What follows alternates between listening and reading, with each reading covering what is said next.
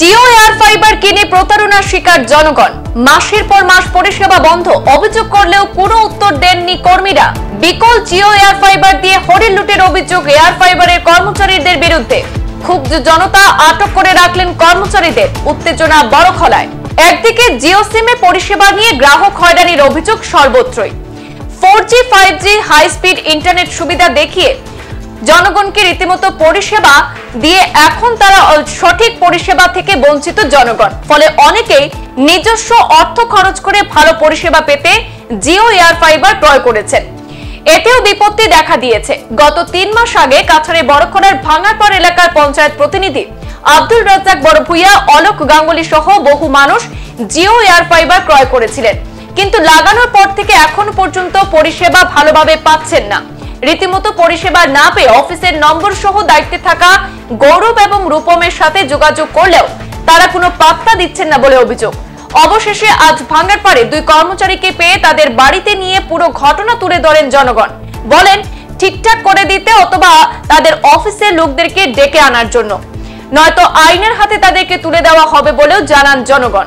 এইসব প্রতারণা করছে তাদের কোম্পানি, এমনটাই অভিযোগ জনগণের। অবশেষে 2 কর্মচারী তাদের এই কর্মের জন্য দুঃখ প্রকাশ করেন জনগণের কাছে। তারা আশ্বাস দিয়েছেন অতি সত্বর যদি কোম্পানি বিহিত ব্যবস্থা গ্রহণ না করে তাহলে গ্রাহকদের সঙ্গে নিয়ে আইনের দ্বারস্থ হবেন তারা, যাতে সাধারণ মানুষ প্রতারণার শিকার না হয়।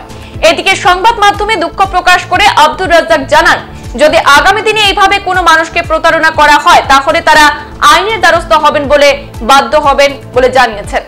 আমি গত 29 ফেব্রুয়ারি জিও এয়ার ফাইবার আমার ঘরে ফিটিং করেছিলাম, কিন্তু যেই দিন ফিটিং করতে এসেছিলেন যেই জিও এয়ার ফাইবারের লোকেরা, সেই দিন ফিটিং হয়নি।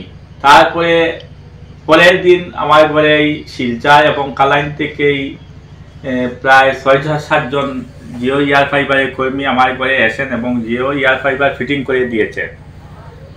কিন্তু ফিটিং করার পরেও দেখতে পেয়েছি যে আমার নেট খুবই স্লো। তখন ওনাদেরকে বললাম যে নেট তো মোবাইল থেকে আরও স্লো, তে লাগানোর কোনো ভ্যালু নেই। ওনারা বলেছেন যে আজকে লাগানো হয়েছে, 24 ঘন্টার ভিতরে আমার নেট পুরো ফাস্ট হয়ে যাবে।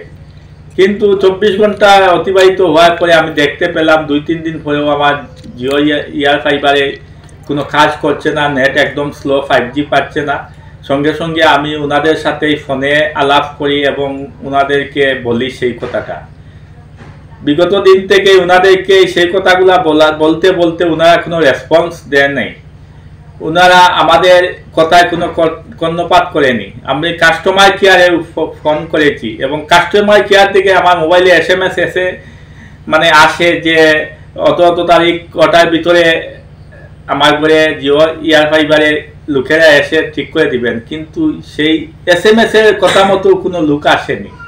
আজকেই আমি এই ভাঙারপাড় বাজারে একজন জিও এয়ার ফাইবারের কর্মীকে পেয়ে আমি ওনাকে আমার বাসায় নিয়ে আসি এবং বলি যে আপনার যে ঊর্ধ্বতন কর্তৃপক্ষ যারা আছে ওনাদেরকে বলুন যে আমি বিগত 3 মাস থেকে লাগানোর পর থেকে আমার তো বিল যাচ্ছে।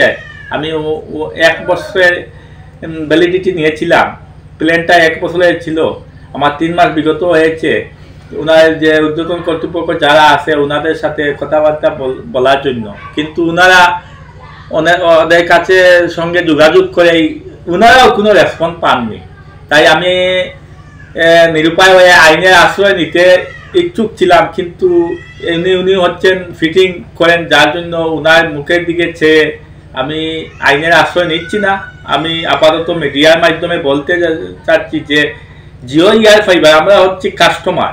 ওনারা জিও এয়ার ফাইবার যে অনেক কাস্টমার রয়েছে, খালি শুধু আমি না, আমার সঙ্গে অলোক গাঙ্গুলি সেও জিও এয়ার ফাইবার লাগিয়েছে, তারও সেম প্রবলেম। আমার বেউয়াপাড় গ্রামেও লাগিয়েছে, তারও প্রবলেম। হারানপাড়েও লাগিয়েছে, তারও প্রবলেম। এরপরে বারুপুয়াতে লাগিয়েছে, অনেকের প্রবলেম। আমি বলতে যাচ্ছি এই কথা, যদি যে জিও এয়ার ফাইবারে যদি কাজ না করে তাহলে আমাদের মতো কনজিউমারকে কেন এরা হ্যারাসমেন্ট করে। তাই আমি বলতে চাচ্ছি যে আজকেই ওনারা এসেছেন আমাদের ঘরে, ওনাদেরকে এনেছি, কিন্তু মানবিকতার দৃষ্টিতে ওনাদের সাথে আমরা কোনো খারাপ আচরণ করিনি।